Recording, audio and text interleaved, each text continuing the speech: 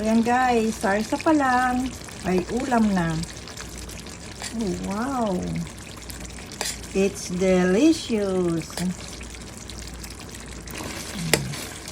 Mas papadami ang kain mo pag ganito ang ulam mo.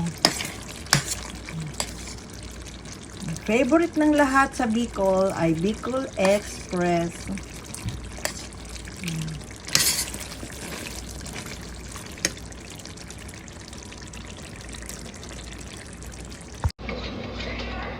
Magisa tayo ng bawang sa mainit na kawali.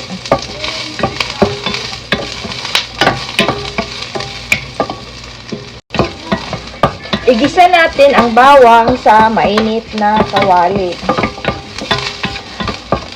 At pag siya ay golden brown, ilagay natin ang ating pork ribs.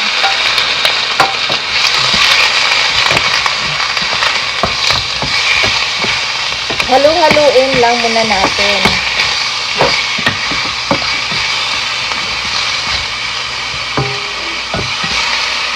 At takpan. Na-fry na ng konti ang pork ribs. Lagyan natin ng coconut milk. Lagyan natin ng shrimp paste. Haluin natin ulit. Takpan at pakuluan. Natin ng string beans.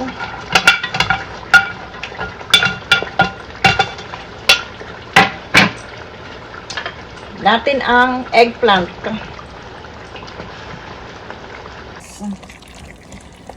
This is the ultimate comfort food with pork cubes or pork ribs cooked in coconut milk, and add bell pepper, or if you like, chili pepper to make it spicy.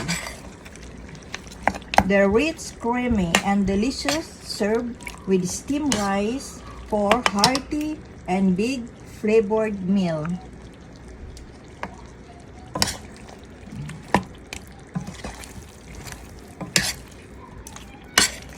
This is it, guys. Please follow and share. God bless everyone. Thank you for watching.